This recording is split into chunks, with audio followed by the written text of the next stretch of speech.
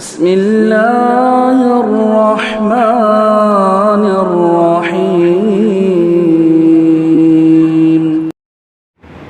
إن الحمد لله نحمده ونستعينه ونستغفره ونؤمن به ونتوكل عليه ونعوذ بالله من شرور أنفسنا ومن سيئات أعمالنا من يهده الله فلا مضل له ومن يضلل فلا هادي له وأشهد أن لا إله إلا الله وحده لا شريك له وأشهد أن محمدًا عبده ورسوله يا أيها الذين آمنوا اتقوا الله حق تقاته ولا تموتن إلا وأنتم مسلمون يا أيها الناس اتقوا ربكم الذي خلقكم من نفس واحدة وخلق منها زوجها وبث منهما رجالا كثيرا ونساء واتقوا الله الذي تساءلون به والأرحام إن الله كان عليكم رقيبا يا أيها الذين آمنوا اتقوا الله وقولوا قولا سديدا يصلح لكم أعمالكم ويغفر لكم ذنوبكم ومن يطع الله ورسوله فقد فاز فوزا عظيما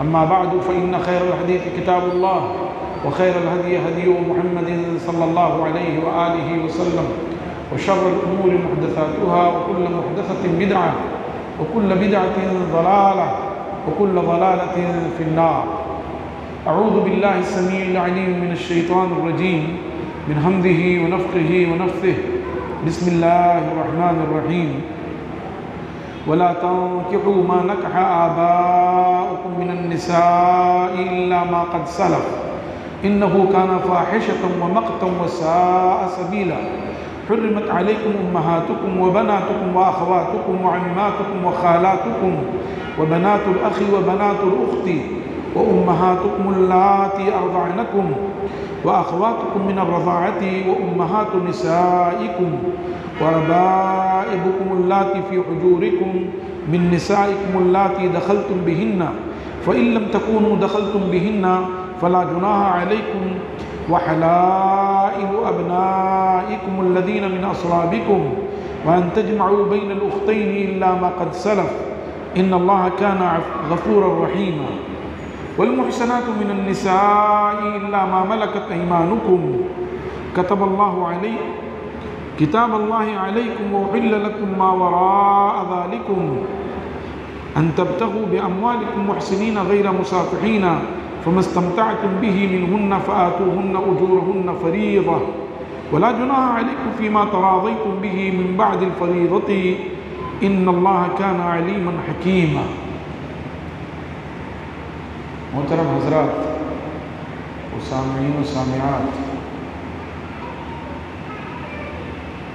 کل کی تراویح کے آخری 2 رکعتوں میں اور آج مکمل تراویح میں ہم نے سورہ نساء کی تلاوت سنی ہے. اللہ تعالی ہماری اس سننے کو قبول فرمائے. النساء نام ہی سے واقف معلوم ہوتا ہے کہ نساء یعنی خواتین سے متعلق، چنانچہ اس صورت میں ان کے بہت سارے حقوق بیان کیے گئے ہیں. انہی میں سے ایک حق میراث کا میں نے فجر کے درس میں تذکرہ کیا تھا. اسلام چونکہ دین فطرت ہے، مکمل نظام زندگی ہے، اور عقائد، عبادات، معاملات، اخلاقیات، معاشرت، معاش، سارے پہلوؤں پر اسلام نے اپنے ماننے والوں کو واضح رہنمائی عطا کی ہے. جب زندگی کے تمام میدانوں میں کھلی ہوئی رہنمائی دی ہے تو یہ کیسے ممکن ہے کہ جو انسانی فطرت ہے اس کے تعلق سے خاموشی ہو؟ انسانی فطرت کیا ہے کہ آدمی چاہتا ہے کہ وہ اپنی ضروریات پوری کرے، اپنی خواہشات پوری کرے. چنانچہ اللہ تبارک و تعالی نے دنیا میں جتنی بھی مخلوقات بنائی ہیں، جتنے بھی جاندار بنائے ہیں، سب جوڑا جوڑا بنائے ہیں اور وہ آپس میں اپنی ضروریات پوری کرتے ہیں.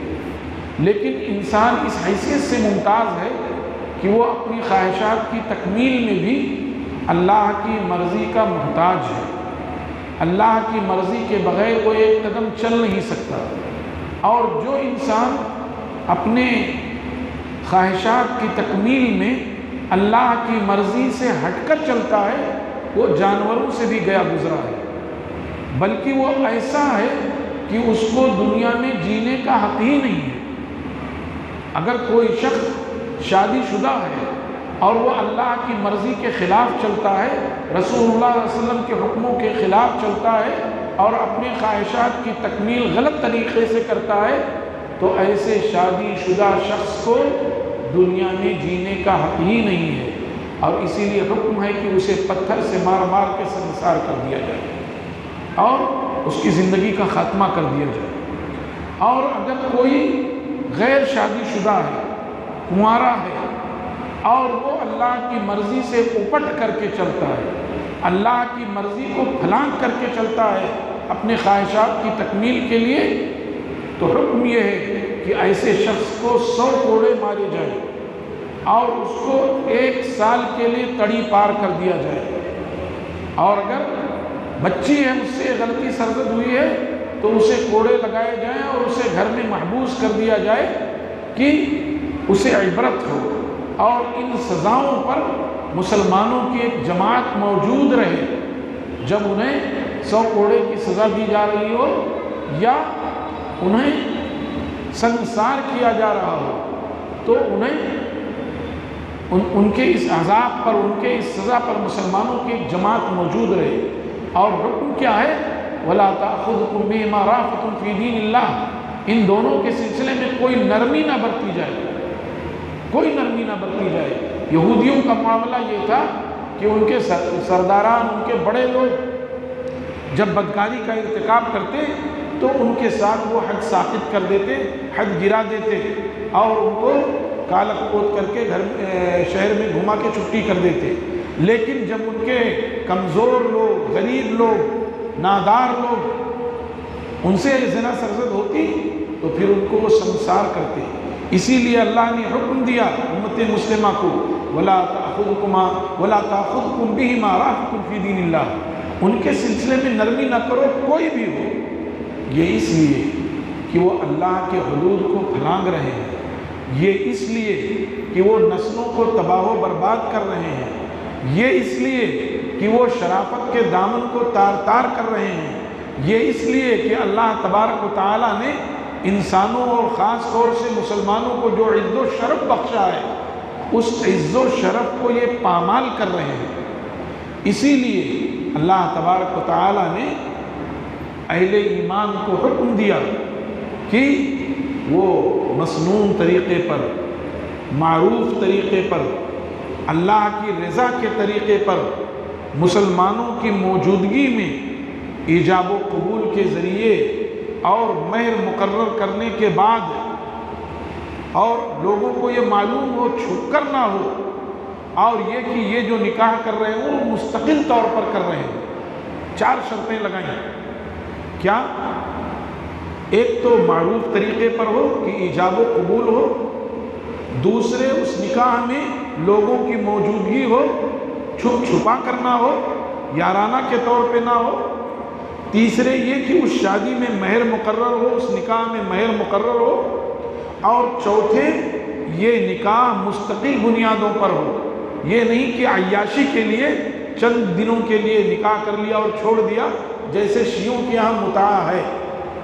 متاع حرام ہے، لیکن انہوں نے استمتاع سے، قرآن پاک میں استمتاع کا لفظ ہے اس ضمن میں، اس سے انہوں نے عرض کیا، جبکہ رسول اللہ صلی اللہ علیہ وسلم نے فتح خیبر کے موقع پر قیامت تک کے لیے اس کو حرام کر دیا۔ تو یہ 4 شرطیں ہیں کہ ایجاب و قبول ہو، لوگوں کی موجودگی ہو، مہر مقرر ہو، مستقل بنیادوں پر ہو، وہ نکاح ہے۔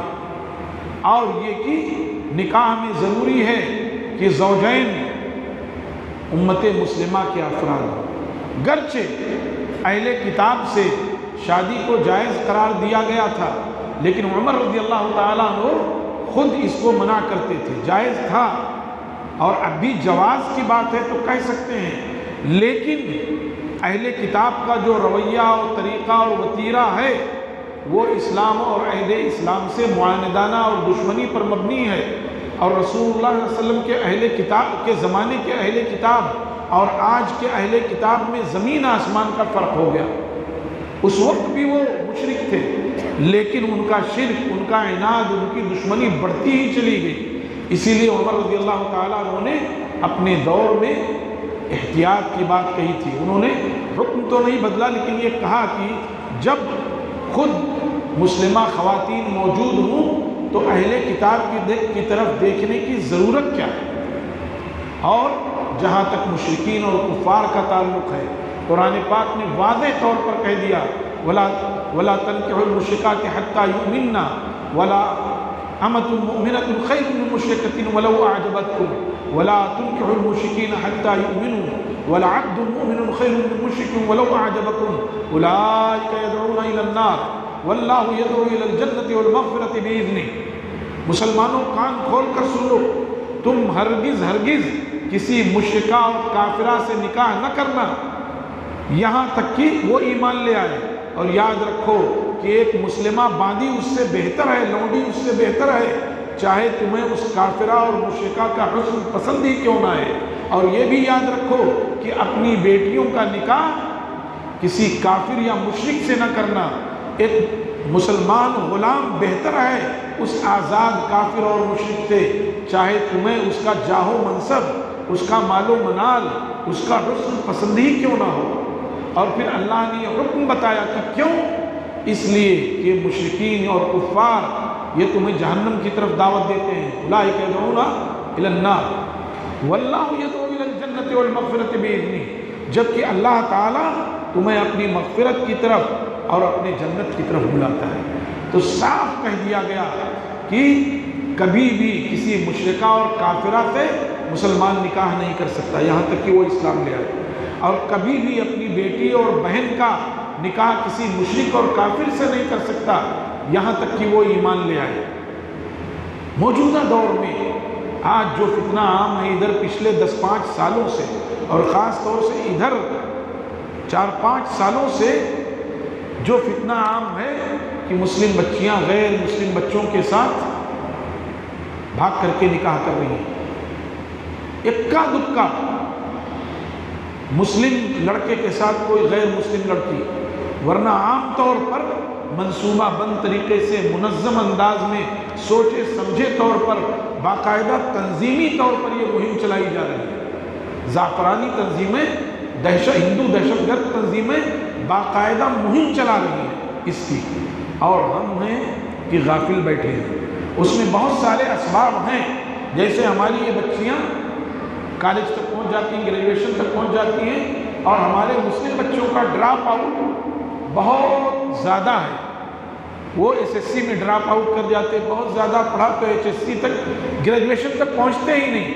وہ بچیاں جب گریجویشن میں جاتی ہیں تو ان کے سامنے وہی ہوتے ہیں، لیکن ظاہر ہے یہ کوئی دلیل نہیں ہے۔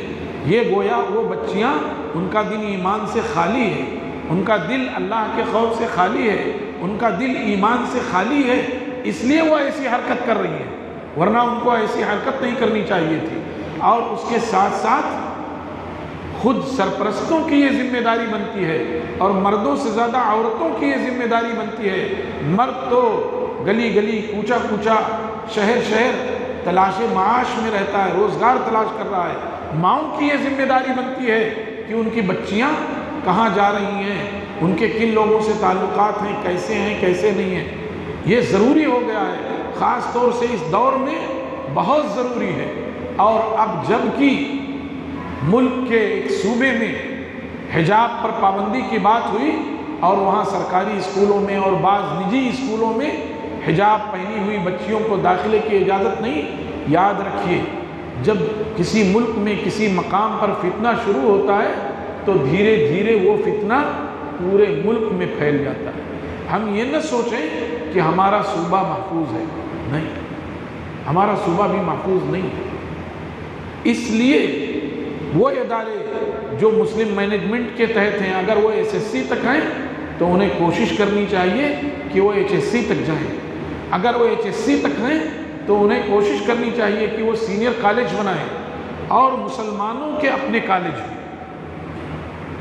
ابھی ایک اچھی خبر مجھے کرناٹک سے یہ ملی کہ وہاں کے وقف بورڈ نے یہ فیصلہ کیا ہے کہ اوقاف کی جو زمینیں خالی پڑی ہیں حکومت نے جن کو ابھی تک ہتھیایا نہیں ہے، جو خالی پڑی ہوئی ہیں ان پر کالج بنائے گئے ہیں۔ حالانکہ یہ کوئی خوشائند نہیں ہے، اس لیے کہ یہ وقف بورڈ جس گورنمنٹ کے تحت ہے وہ گورنمنٹ ہی اس پر پابندی لگا دے گی، تو وقف بورڈ کیا کر سکتا ہے؟ اس کی اپنی اوقات کیا ہے؟ لیکن بہرحال یہ جرات ہوئی ہے، ایسے مسلمانوں کو توجہ کرنی چاہیے۔ بہرحال گفتگو چل رہی تھی نکاح سے متعلق کہ اللہ تبارک و تعالیٰ نے اہل ایمان اور عمومی طور پہ انسانوں کی خواہشات کی تکمیل کے لیے انہی میں سے انتظام کر دیا ہے۔ ہاں، وَمِنْ آيَاتِهِ أَنْ خَلَقَ لَكُم مِّنْ أَنفُسِكُمْ أَزْوَاجًا، اور اللہ کی بے شمار نشانیوں میں سے ایک عظیم نشانی یہ ہے کہ اس نے تمہیں میں سے تمہارا جوڑا بنا دیا۔ وَمِنْ آيَاتِهِ أَنْ خَلَقَ لَكُم مِّنْ أَنفُسِكُمْ أَزْوَاجًا، اور وَجَعَلَ بَيْنَكُم مَّوَدَّةً وَرَحْمَةً، اس نے تمہارے درمیان محبت اور رحمت پیدا کر دی ہے۔ اور اللہ نے فرمایا لِيَسْكُنَ إِلَيْهَا، تاکہ وہ اس سے سکون حاصل کریں۔ تو یہ عظیم بات اللہ تبارک و تعالیٰ نے فرمائی، اور یہاں یہ بھی بتایا کہ اگر انسانی ضروریات ہیں تو آدمی عدل و انصاف کے ساتھ فَانكِحُوا مَا طَابَ لَكُم مِّنَ النِّسَاءِ مَثْنَىٰ وَثُلَاثَ وَرُبَاعَ، تم 1 2 3 شادیاں کر سکتے لیکن عیاشی کے لیے نہیں، 1 2 شادیاں کر سکتے لیکن فساد کے لیے نہیں، پہلی بیوی کو نقصان پہنچانے کے لیے نہیں، ضد میں آ کر کے اس کو تنگ کرنے کے لیے نہیں۔ اگر حقیقتاً ضرورت ہے اور اللہ تمہارے دلوں کے حالات اور تمہاری ضروریات سے واقف ہے تو شریعت نے اجازت دی ہے، اور یہ اجازت فطری بھی ہے۔ آپ دیکھیے فسادات میں مرد کام آتے ہیں، تلاش معاش میں ادھر ادھر بھاگتے رہتے ہیں، حادثات رونما ہوتے ہیں، مرد ہی اس میں جاتے ہیں۔ اب ظاہر ہے کہ ان کی بیواؤں کا مسئلہ ہے، ان کی یتیم بچیوں کا مسئلہ ہے۔ یہ مسائل اگر مسلمان صحیح انداز میں حل کرنا چاہے تو اللہ تعالیٰ نے باعزت حل دیا ہے، معزز حل دیا ہے۔ یہ ہم مسلمانوں کی خامی ہے کہ ہم من چاہی حرکتیں کرتے ہیں، ہم غلط کام کرتے ہیں۔ ہم معاشرے میں عام طور پہ دوسری شادیاں وہ کرتے ہیں جو دبنگ ٹائپ کے ہوتے ہیں، جو مطلب معاشرے میں جن کا کوئی بہت اچھا نام نہیں ہوتا وہ کرتے ہیں، اور پھر اس کا نتیجہ سامنے آتا ہے۔ لیکن اس سلسلے میں اگر لوگوں کے پاس وسعت ہو، ضروریات ہوں، اور وہ چاہتے ہوں کہ اسلامی معاشرہ پاک صاف رہے تو ایسا کر سکتے، اور نہیں تو قرآن نے خود ہی کہہ دیا وَإِنْ خِفْتُمْ أَلَّا تَعْدِلُوا فَوَاحِدَةً، اگر تم ڈرتے ہو کہ انصاف نہیں کر سکتے، کیونکہ جنہوں نے 2 شادیاں کی اگر وہ انصاف نہیں کر رہے ہیں تو کل قیامت کے دن ان کے جسم کا آدھا حصہ الگ ہو جائے گا، نیچے ہو جائے گا، دوسرے حصے سے بے ترتیب ہو جائے گا، اور یہ لوگوں کے سامنے ہوگا، ان کی ذلت و رسوائی کا سبب ہوگا۔ اسی لیے کہہ دیا کہ اگر وہ یہ ڈرتے ہیں کہ انصاف نہیں کر سکتے تو بس ایک کافی ہے۔ بہرحال اللہ تبارک و تعالیٰ نے اس صورت میں بڑی تفصیل کے ساتھ حکم دیا ہے۔ چنانچہ زمانہ جاہلیت میں کیا تھا، میں نے صبح بھی ذکر کیا تھا غالباً، کہ وہ اپنے باپ کی بیویوں سے یعنی اپنی سوتیلی ماؤں سے بھی شادیاں کر لیتے تھے۔ یہ انتہائی اخلاقی طور پر گری ہوئی بات ہوتی تھی۔ چنانچہ اللہ نے فرمایا وَلَا تَنْكِحُوا مَا نَكَحَ آبَاؤُكُمْ، اور تم ہرگز نکاح نہ کرو ان سے جن سے تمہارے باپوں نے شادی کر رکھی ہے، تمہاری سوتیلی مائیں، إِلَّا مَا قَدْ سَلَفَ، جو زمانے جاہلیت میں گزر گیا، اب کوئی گنجائش باقی نہیں رہی۔ إِنَّهُ كَانَ فَاحِشًا، یہ تو بہت بری بات ہے، وَمَقْتًا، اور اللہ کے غضب کی بات ہے، وَسَاءَ سَبِيلًا، اور کیا ہی بری بات ہے۔ پھر اللہ نے تفصیل سے بتا دیا کہ کن کن سے نکاح حرام ہے۔ تم پر حرام ہے تمہاری مائیں، تمہاری بیٹیاں، تمہاری بہنیں، تمہاری پھوپھیاں، تمہاری خالائیں، تمہاری بھتیجیاں، تمہاری بھانجیاں، تمہاری ساس، تمہاری وہ مائیں جنہوں نے تمہیں دودھ پلایا ہے، اور تمہاری رضاعی بہنیں، اور اسی طرح تمہاری بیویوں کی مائیں یعنی تمہاری ساس، اور تمہاری وہ لڑکیاں جن کو تم نے گود لے لیا، تمہارے بیویوں کے پہلے شوہر کی جو اولاد ہیں اور ان بیویوں سے تم نے دخول کر لیا ہے، تو اب ان کی اولاد تمہاری پرورش میں ہے، ان سے بھی نکاح حرام ہے۔ اور اسی طرح سے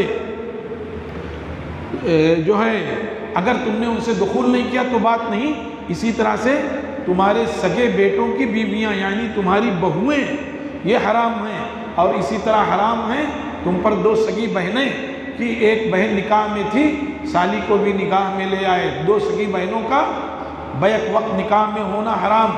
اسی طریقے سے پھوپھی اور بھتیجی کو ایک ساتھ نکاح میں نہیں کر سکتے، نکاح میں پہلے سے پھوپھی ہے اب پھر بھتیجی کو بھی لے آئیں، حرام ہے۔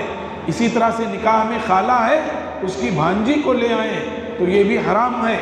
یہ رشتے ہیں جو اللہ تبارک و تعالیٰ نے اس میں نسب سے 7 رشتے ہیں، رضاعت سے 7 رشتے ہیں، اور اسی طریقے سے سسرالی رشتوں میں سے بھی 4 رشتے ہیں، اور پھر آگے جا کر وہ موقع طور پہ 6 رشتے ہو جاتے ہیں۔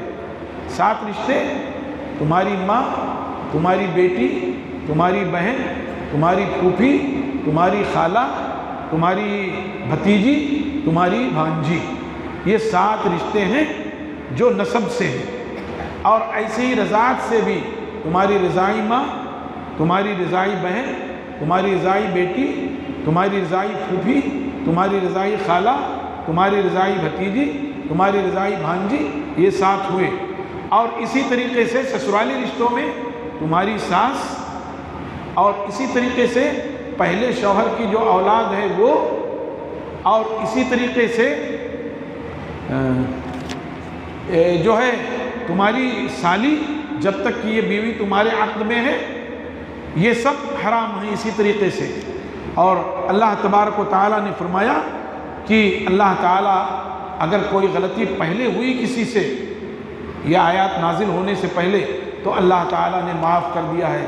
پھر آگے فرمایا والمحصنات من النساء، اسی طرح شادی شدہ عورتیں بھی پہلے کفار کے عقد میں تھیں، اب جب اللہ تعالیٰ نے جہاد میں مسلمانوں کے حوالے کر دیا تو اب ان سے شادی کر سکتے ہیں۔ یا کوئی شادی شدہ خاتون تھی، اس کے شوہر نے اسے طلاق دے دیا، یا اس کے شوہر کا انتقال ہو گیا، یا کسی وجہ سے اس نے اپنے شوہر سے خلا لے لیا ہے، تو اس سے نکاح کر سکتے ہیں۔ لیکن وہی شرط لگائی گئی کہ وہ نکاح علانیہ ہو، مہر مقرر ہو، لوگوں کی موجودگی میں ہو، اور مستقل بنیادوں پر ہمیشہ ہمیش کے لیے ہو، چند دنوں کے لیے نہیں ہے، ورنہ اس پر گناہ ہے۔ اور اللہ تبارک و تعالیٰ خوب علم رکھنے والا اور خوب حکمت والا ہے۔ اس میں یہ بھی بتایا گیا کہ اگر تمہیں آزاد عورت سے، یہ اس دور کی بات تھی جب باندیوں کا اور لونڈیوں کا رواج تھا، اور اسلام نے کبھی باندیوں کو اور لونڈیوں کو پسند نہیں کیا، اسی لیے ان کی آزادی پر اجر و ثواب رکھا کہ تاکہ یہ سلسلہ ختم ہو جائے۔ اگر کسی نے زہار کر لیا اپنی بیوی سے تو کہا کہ ایک غلام آزاد کرو، کسی نے رمضان کے مہینے میں اپنی بیوی سے جان بوجھ کر جمع کر لیا دن میں تو کہا ایک غلام آزاد کرو، کسی نے قسم کھا لیا اور پھر قسم کو توڑ دیا تو کہا ایک غلام آزاد کرو، کسی نے نظر مانی اور اس نظر کو پوری نہیں کر سکا تو کہا کہ صاحب ایک غلام آزاد کرو۔ ایسے ہی حج کے ایام میں کسی سے کوئی چوک ہو گئی تو اس پر یہ بات کہی گئی۔ ایسے ہی غلاموں کی آزادی کے لیے اجر و ثواب مقرر کیا، یہ اس لیے تاکہ غلامی کا سلسلہ ختم ہو جائے۔ تو غلامی کو تو اصلاً اسلام نے ختم کیا ہے۔ ہاں، یہ جو نااہل لوگ ہیں جن کو کچھ پتہ نہیں کیسے دانشور بنتے، کیا کہتے صاحب، وہ غلامی کو امریکی صدر ابراہم لنکن نے ختم کیا ہے۔ جب ان کو معلوم ہی نہیں کچھ تو ان کو بولنا ہی نہیں چاہیے۔ امریکہ کا تو جب سے وجود ہوا، امریکہ نے لوگوں کو غلام بنایا، فکری طور پہ غلام بنایا، معاشی طور پہ غلام بنایا، اور ہتھیار کے طور پہ غلام بنایا۔ امریکہ نے تو ہمیشہ غلام ہی بنایا ہے۔ ہاں، اس نے تو انسانیت کو تاس ناز کیا۔ ساکاناکی اور وہ جو ہے وہ جاپان کے جو علاقے تھے، کوہیشیما اور ناگاساکی میں، تو یہ کہنا کہ صاحب ابراہم لنکن نے جو ہے غلامی کو ختم کیا، یہ حماقت کی باتیں ہیں۔ لوگ لکھ دیں وہ سمجھ لیں گے، آپ کے پاس دلیلیں موجود ہیں۔ تو یہ کہا کہ اگر آزاد عورت سے نکاح کرنے کی طاقت نہیں تو باندی سے نکاح کر سکتے، لیکن وہ لوگ جو مطلب اپنے نفس پر قابو نہیں رکھتے، اندیشہ ہے کہ ان سے گناہ سرزد ہو جائے گا، ان کے لیے یہ بات کہی گئی۔ ورنہ یہ کہا گیا کہ جو ہے آزاد سے وہ نکاح کریں، اور اس میں ان کے حق میں بہتری ہے۔ آگے دیکھیے اللہ کیا فرماتے ہیں، یرید اللہ لیبین لکم ویہدیکم سنن الذین من قبلکم۔ اللہ تعالیٰ چاہتا ہے کہ تمہارے لیے اپنی آیات اور اپنے احکام کو کھول کھول کر بیان کر دے، اور تمہاری رہنمائی کرے ان گزرے ہوئے نیک لوگوں کے راستے کی طرف۔ ویہدیکم سنن الذین من قبلکم، تمہاری رہنمائی کرے ان لوگوں کے راستے کی طرف جو تم سے پہلے نیک لوگ گزر گئے، ان کے راستے کی طرف رہنمائی کرے۔ وَيَتُوبَ عَلَيْكُمْ، اور اللہ تمہاری توبہ قبول کرنا چاہتا ہے۔ کتنا بڑا کریم ہے کہ وہ اپنے احکام کھول کر بیان کرتا، اس نے گزرے ہوئے نیک لوگوں کے راستے کی طرف تمہاری رہنمائی کی، اور وہ تمہاری توبہ قبول کرنا چاہتا ہے۔ واللہ علیم حکیم، اور اللہ خوب علم والا اور خوب حکمت والا ہے۔ واللہ یرید ان یتوب علیکم، دیکھیے اللہ کی رحمت کیسے جوش مارتی ہے، اور رمضان میں تو اور جوش مارتی ہے۔ ایک آیت آپ نے سنی، پھر دیکھیے کیا کہہ رہے ہیں اللہ، واللہ یرید ان یتوب علیکم، اللہ تو چاہتے ہی ہیں کہ وہ تمہاری توبہ کو قبول کر لیں۔ وَيُرِيدُ الَّذِينَ يَتَّبِعُونَ الشَّهَوَاتِ، لیکن وہ لوگ جو خواہشات نفس کی پیروی کرتے ہیں وہ کیا چاہتے ہیں، أَن تَمِيلُوا مَيْلًا عَظِيمًا، کہ تم مائل ہو جاؤ کفر کی طرف، شرک کی طرف، گناہ کی طرف، عصیان اور طغیان کی طرف مائل ہو جاؤ۔ اور اللہ کیا چاہتے ہیں، اللہ تمہاری توبہ قبول کرنا چاہتے ہیں۔ یرید اللہ ان یخفف عنکم، اللہ چاہتے ہیں کہ تم سے تخفیف کر دیں، چنانچہ اس نے تخفیف کیا ہے۔ اسلام کی بنیاد ہی تخفیف پر ہے۔ اسلام یعنی شریعت کی بنیاد 3 باتوں پر ہے۔ کیا؟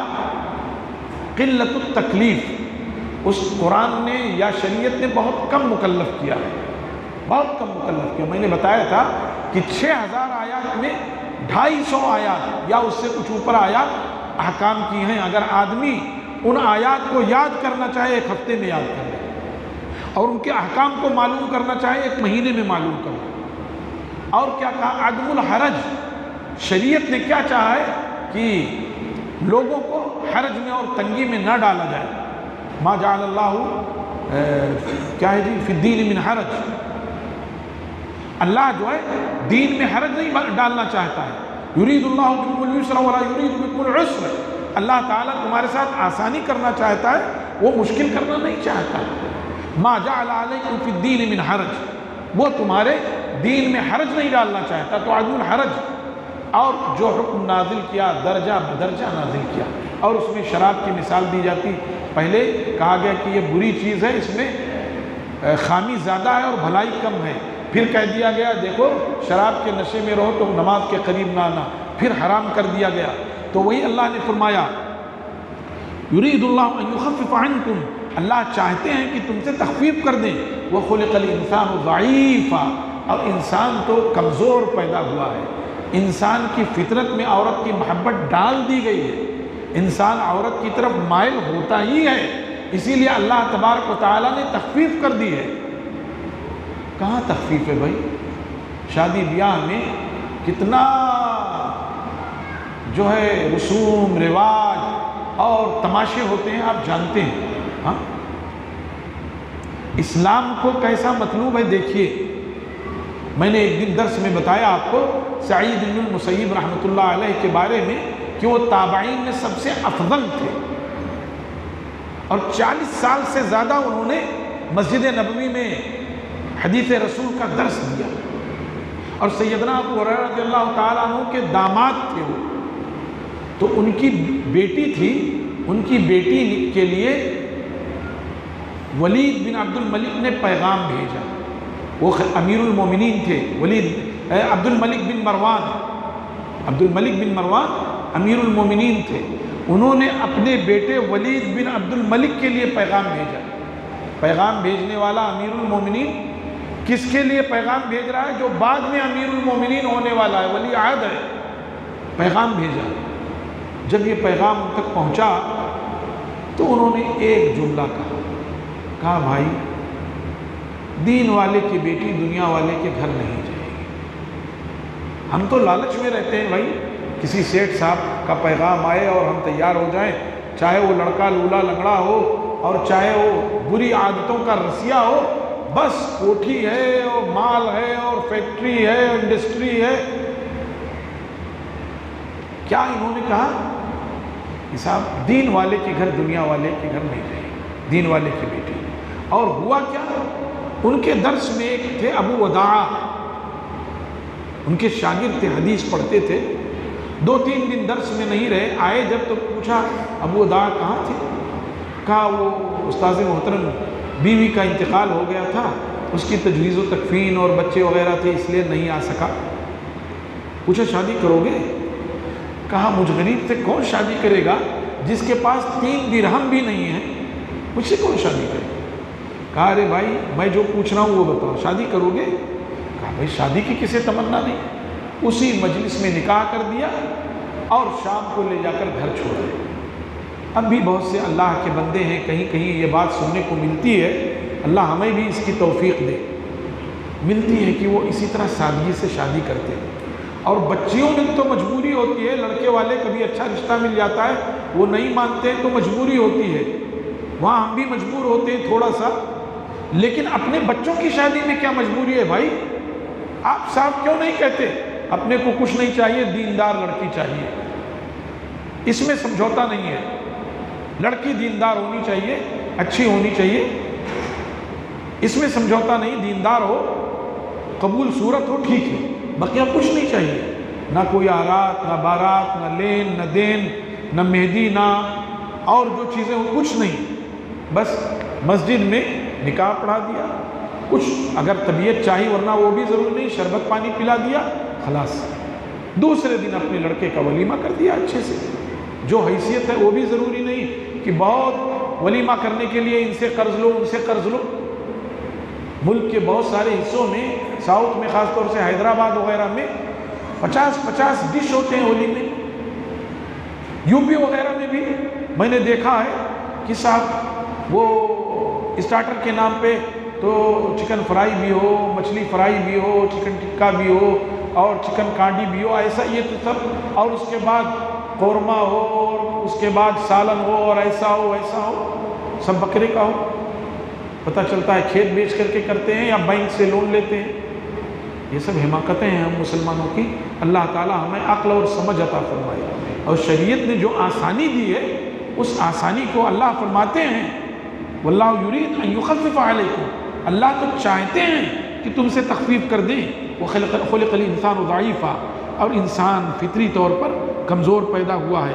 یا ایھا الذین آمنوا لا تأکلوا اموالکم بینکم بالباطل، اے ایمان والو تم اپنے مالوں کو آپس میں باطل طور پہ نہ کھاؤ، کہ لوٹ کھسوٹ کر کے، چوری چکاری کر کے، دھوکہ فریب کر کے، الا ان تکون تجارۃ عن تراض منکم، ہاں آپس میں تجارت ہو، مال آپ کا ہے، محنت ہماری ہے، بیٹھ گئے سمجھوتا کر لیا، نفع پر تیاری ہو گئی کہ صاحب مال میرا ہے اس لیے 60% میں لوں گا، اور آپ محنت کر رہے ہو 40% آپ، یا آپ نے کہہ دیا نہیں صاحب محنت میں کرتا ہوں، گھر گھر دھکے کھاتا ہوں، 60 میں لوں گا 40 آپ کو دوں گا، اور دونوں کا سمجھوتا ہو گیا، تحریر تیار ہو گئی، لکھ لیا گیا، 2 اس پر گواہ ہو گئے، اور اس میں یہ ہوا کہ اگر گھاٹا ہوا تو دونوں کو یہ گھاٹا برداشت کرنا پڑے گا، یہ نہیں کہ صرف مال والے کا گھاٹا، دونوں کو گھاٹا، تو جس پر طے ہو جائے اس انداز میں، وہی کہا گیا الا ان تکون تجارۃ عن تراض منکم، ہاں اگر آپس میں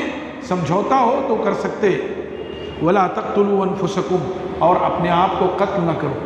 کئی طور پر آدمی اپنے آپ کو قتل کرتا ہے، اللہ کی نافرمانی کر کے گویا اپنے آپ کو ہلاکت میں ڈال رہا ہے، یا لوگوں کا مال ہڑپ کر کے اپنے آپ کو ہلاکت میں ڈال رہا ہے، یا خودکشی کر کے اپنے آپ کو ہلاکت میں ڈال رہا ہے۔ ولا تقتلوا انفسکم، اپنے آپ کو قتل نہ کرو۔ جو لوگ خودکشی کرتے ہیں، اللہ کے رسول صلی اللہ علیہ وسلم فرماتے ہیں کہ اگر کسی نے زہر پھانک کر کے خودکشی کی ہے تو کل قیامت میں وہ زہر پھانکتا رہے گا۔ کسی نے خنجر مار کر کے خودکشی کی ہے تو کل قیامت میں وہ اپنے پیٹ میں خنجر بھونکتا رہے گا۔ گولی مار لیا ہے تو گولی مار کر کے مارتا رہے گا اپنے آپ کو، پھانسی لگا لی ہے تو پھانسی کا پھندا لگاتا رہے گا، اور یہ اس کو سزا ملتی رہے گی، کیونکہ اس نے اللہ کے فیصلے سے انحراف کیا ہے، اللہ کے فیصلے سے روگردانی کی ہے۔ ان اللہ کان بکم رحیما، یقیناً اللہ تبارک و تعالی تم پر بہت زیادہ رحم کرنے والا ہے۔ ومن یفعل ذلک عدوانا وظلما فسوف نصلیہ نارا، اور جو ایسا کرے جان بوجھ کر کے سرکشی کرتے ہوئے، یعنی خودکشی کرے یا لوگوں کا مال ہڑپ کر لے اور کھا جائے، عدوانا وظلما، سرکشی کرتے ہوئے اور ظلم کرتے ہوئے، فسوف نصلیہ نارا، ان قریب ہم اس کو جہنم میں داخل کریں گے۔ وَكَانَ ذَلِكَ عَلَى اللَّهِ يَسِيرًا، اور اللہ تبارک و تعالیٰ پر یہ آسان ہے، وہ ایسا کر سکتا ہے۔ آگے کیا فرمایا سنیے، کتنی عظیم بات، ان تجتنبوا کبائر ما تنہون عنہ، اگر تم بچے ان کبائر سے جس سے تمہیں روکا گیا ہے، اگر تم کبائر گناہوں سے بچے جس سے روکا گیا، تو نکفر عنکم سیئاتکم، ہم تمہارے چھوٹے چھوٹے گناہوں کو خود ہی معاف کر دیں گے۔ بڑے بڑے گناہوں سے اگر تم بچے، اللہ کے ساتھ شرک کرنا، ماں باپ کی نافرمانی کرنا، حقوق الوالدین، جادو کرنا اور کروانا، ہاں، یتیم کا مال کھانا، سود کھانا، اور اسی طرح سے اور بڑے بڑے گناہ ہیں، اس میں خودکشی بھی ہے، ایسے تمام گناہ جس پر اللہ اور اس کے رسول صلی اللہ علیہ وسلم کی وعید ہے، ایسے تمام گناہ جس پر حد جاری کیا جائے گا، ایسے تمام گناہ جس پر جہنم کی دھمکی ہے، یہ سب کبائر ہیں۔ تو کہا گیا ایسے تم بڑے بڑے گناہوں سے اگر بچتے ہو تو اللہ کا فضل یہ ہے کہ وہ تمہیں خود ہی چھوٹے چھوٹے گناہوں سے بخش دے گا۔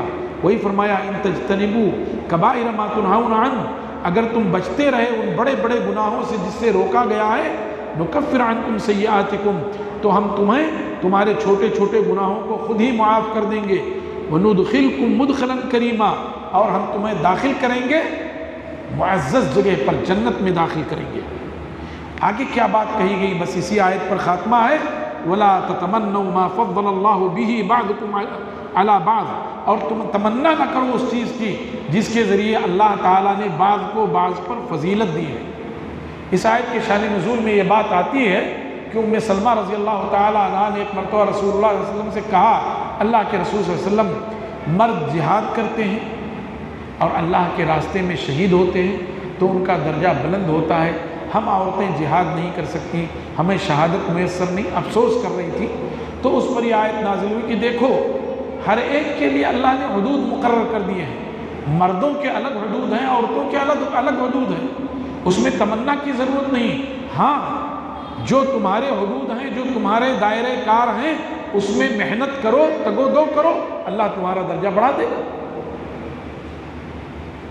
جو تمہارے حدود ہیں عورتوں کے، اس میں تم محنت کرو، صدقات و خیرات کرو، غیبت چغلی سے بچو، اولاد کی صحیح تربیت کرو، شوہر کی اچھی خدمت کرو، اپنے والدین کی فرما برداری کرو، یہ سب کچھ کرتے رہو، اللہ کے حقوق ادا کرو، ذکر و اذکار کرتے رہو، قرآن پاک کی تلاوت کرتے رہو، اللہ تمہارے درجے بلند کر دے گا۔ تمہیں میں سے آسیہ امرات فرعون ہیں، اور تمہیں میں مریم بنت عمران ہیں، اور تمہیں میں خدیجۃ الکبریٰ اور عائشہ صدیقہ اور فاطمہ الزہرا ہیں، تو تمہارا درجہ بلند کرے گا۔ اور مردوں کا دائرہ کار الگ ہے، اگر ان کے لیے فضیلت ہے تو اس میں تمہیں پریشان نہیں ہونا چاہیے۔ ایسے ہی یہ بھی کہ مردوں میں سے بھی بعض لوگوں کو اللہ نے بہت نواز دیا، جیسے فقراء آئے اور کہا اللہ کے رسول صلی اللہ علیہ وسلم یہ مالدار لوگ تو آگے نکل گئے، یہ زکوٰۃ، جیسے ہم نماز پڑھتے ہیں یہ بھی نماز پڑھتے، ہم روزہ رکھتے یہ بھی روزہ رکھتے، اور یہ جو ہے ان کے پاس مال ہے تو حج اور عمرہ کرتے ہیں، صدقات و خیرات کرتے ہیں، یہ آگے نکل گئے۔ تو اللہ کے رسول صلی اللہ علیہ وسلم نے ان کو تسبیح فاطمی سکھایا، سبحان اللہ، الحمدللہ، اللہ اکبر پڑھا کرو۔ اب عمرہ نے دیکھا تو وہ بھی کرنے لگے، پھر یہ آئے کہا اللہ کے رسول صلی اللہ علیہ وسلم، تو وہ لوگ بھی کرنے لگے، اب کیا ہوگا؟ تو اس کے لیے ہے کہ بھئی اب یہ اللہ کا فضل ہے، اللہ جسے چاہے نواز دے۔ اللہ کے رسول نے فرمایا، وہی بات کہی گئی، وَلَا تَتَمَنَّوْا مَا فَضَّلَ اللَّهُ بِهِ بَعْضَكُمْ عَلَى بَعْضٍ، اور تم تمنا نہ کرو اس چیز کی جو اللہ تبارک و تعالیٰ نے بعض کو بعض پر فضیلت دے دی ہے، تو ابھی اللہ کے اختیار میں ہے، تم اپنے اختیار میں محنت کرتے رہو، تمہارا درجہ بلند ہوگا۔ لِلرِّجَالِ نَصِيبٌ مِّمَّا اكْتَسَبُوا، آدمیوں کے لیے وہ کچھ ہے جو وہ محنت کرتے ہیں، وَلِلنِّسَاءِ نَصِيبٌ مِّمَّا اكْتَسَبْنَا، اور عورتوں کے لیے وہ کچھ ہے جو وہ محنت کرتی ہیں، وَاسْأَلُوا اللَّهَ مِن فَضْلِهِ، اور اللہ تعالیٰ کا فضل تلاش کرو، إِنَّ اللَّهَ كَانَ بِكُلِّ شَيْءٍ عَلِيمًا، اللہ تبارک و تعالیٰ ہر چیز کو خوب اچھی طرح جانتا ہے۔ تو میرے بھائیوں اور دوستوں، یہ قرآن پاک کی آیات ہمیں عمل کی دعوت دیتی ہے، ہمیں پاک باز بنانا چاہتے ہیں، ہمارے معاشرے کو صالح رکھنا چاہتے ہیں، لہذا ان آیات پر اور ان احکام پر ہم عمل کریں اور اللہ تعالیٰ سے توفیق مانگتے رہیں کہ اللہ ہمیں قرآن پاک کے احکام پر اور حدیث کے ہدایات پر عمل کی توفیق عطا فرما دے۔ سبحان ربک رب العزت عما یصفون وسلام علی المرسلین والحمد للہ رب العالمین، وصلی اللہ وسلم وبارک علی نبینا محمد وعلی آلہ وصحبہ اجمعین، والسلام علیکم ورحمۃ اللہ وبرکاتہ۔